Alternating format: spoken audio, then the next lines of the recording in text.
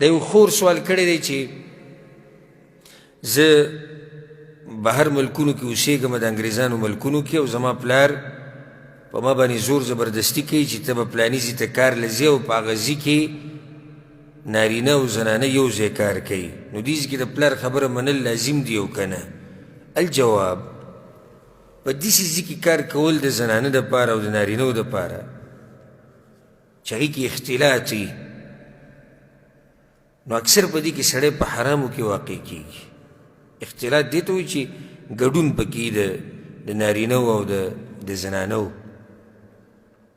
یا به دې نظر لګي په پردۍ زنانه یا به د زنانه نظر لګي په نارینه باندې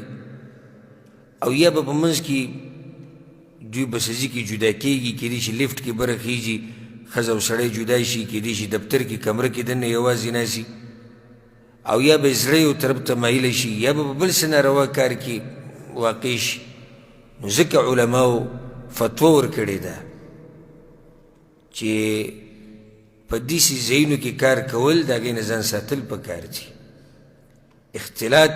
د سړو او د نارینو د سړو او د زنانو په منځ کې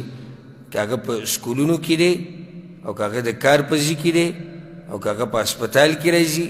او که هغه په یونیورسټیانو کې راځي او که په هر ځای کې راځي دا داسې ځایونه دي چې دلته فتنې خورېږي او د دې ځای نه فتنې نشر کېږي نو نه دي جایز یو زنانه دپاره چې هغه داسې ځای کې کار وکړي زنانه دپاره نه دي جایز چې هغه په داسې ځای کې کار وکړي چې هلته اختلاطي د څه د نارینهو او د زنانو نو چې نه دي جایز نو بیا پلار له نه دي جایز چې په لور باندې زور زبردستي وکړي چې ته به هلته کار کړي او که چېرته پې زور زبردستي وکړي نو د دې پلار خبره منل نه دي لازم ولې نه لازم ځکه چې پیغمبر صلی الله علیه وسلم څه وایي لا طاعة لمخلوق في معصية الخالق د مخلوق خبره به نه منلی کېږي د خالق په نافرمانۍ کې او د لور لم په کار دی چې د پلار پوه کړي په طریقه باندې او هغه ته ووایي چې وګوره دلته اختلاط دی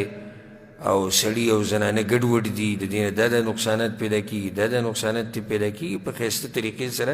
ځکه چې پلار دی والله اعلم